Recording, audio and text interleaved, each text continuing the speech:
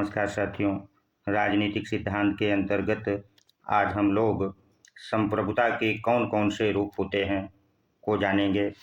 संप्रभुता के रूपों को पढ़ने से पहले हम संप्रभुता शब्द के अर्थ को पहले जान लें। संप्रभुता शब्द का अर्थ सर्वोच्च शक्ति या सत्ता से होता है।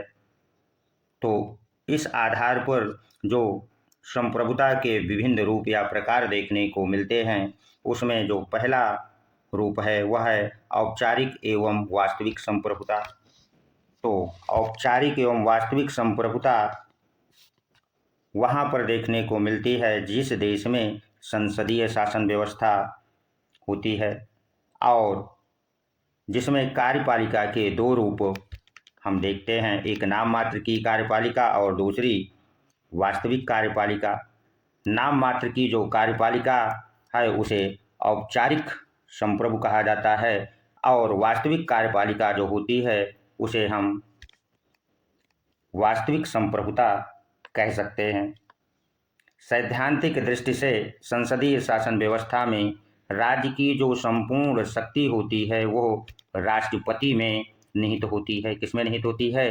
राष्ट्रपति में निहित होती है। अर्थात राज्य का की जो संपूर्ण शक्ति है उसका औपचारिक प्रधान कौन होता है? राष्ट्रपति होता है। किंतु इस सर्वोच्च सत्ता का वास्तविक उपभोग प्रधानमंत्री सहित मंत्रिमंडल द्वारा किया जाता है, इसीलिए इसे वास्तविक संप्रभु कहा जाता है। उदाहरण के लिए ब्रिटेन और भारत में औपचारिक एवं वास्तविक संप्रभुता हमें देखने को मिलती है। चलिए अब हम लोग संप्रभुता का जो दूसरा रूप है वो क्या है? तो दूसरा जो रूप होता है वो वैधानिक एवं राजनैतिक संप्रभुता अर्थात सर्वोच्च शक्ति। ब्रिटेन के एक विद्वान हैं डायसी, उनके अनुसार वैध संप्रभुता कानून बनाने वाली वह शक्ति है जो अन्य किसी भी कानून या विधि से बंधी नहीं होती है, अर्थात मर्यादित नहीं होती है। उदाहरण के तौर पर इंग्लैंड की संसद को वैधानिक संप्रभु कहा जा सकता है, क्योंकि इंग्लैंड में संसद सर्वोच्च होती है, ना कि संविधान, तथा वैधानिक संप्रभुता पर नियंत्रण रखने वाली शक्ति को ही राजनैतिक संप्रभु कहा जाता है। एक विद्वान है गार्नर। गार्नर ने के अनुसार वैध संप्रभुता के पीछे एक दूसरी संप्रभुता भी होती है जिसके सम्मुख वैध संप्रभुता अर्थात कानूनी संप्रभुता को झुकना पड़ता है। उदाहरण के लिए अप्रत्यक्ष लोकतंत्र में विधायिका या जिसे हम संसद कहते हैं वो तो विधायी या वैधानिक संप्रभु है, किंतु मतदाता राजनैतिक संप्रभु होता है।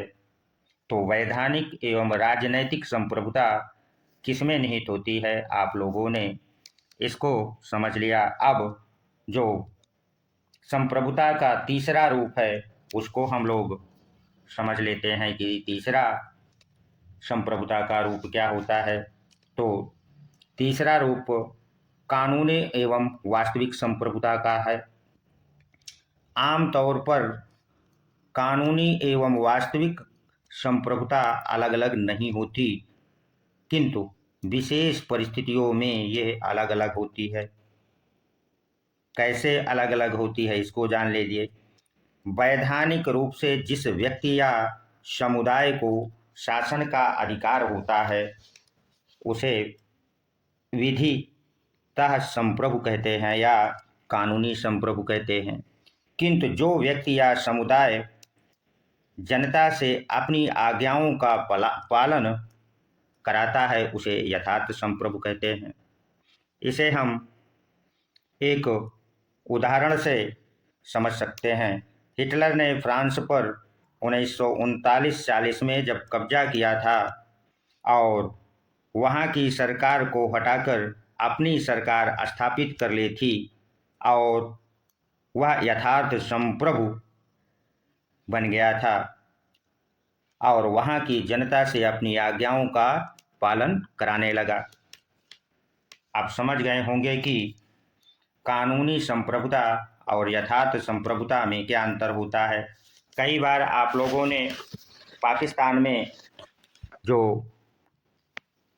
तख्ता पलट होता है उसमें यदि हम देखें तो कानूनी रूप से चुनी हुई सरकार ही संप्रभु होती है, किंतु वास्तविक संप्रभुता कभी कभी वहाँ के जनरल हो जाते हैं और जनता के से अपनी आज्ञाओं का पालन कराने लगते हैं। तो ये है कानूनी संप्रभुता एवं वास्तविक संप्रभुता का रूप। और आखिरी जो संप्रभुता है वह है लोकप्रिय संप्रभुता। लोकप्रिय संप्रभुता क्या होती है इसको आप जान लीजिए।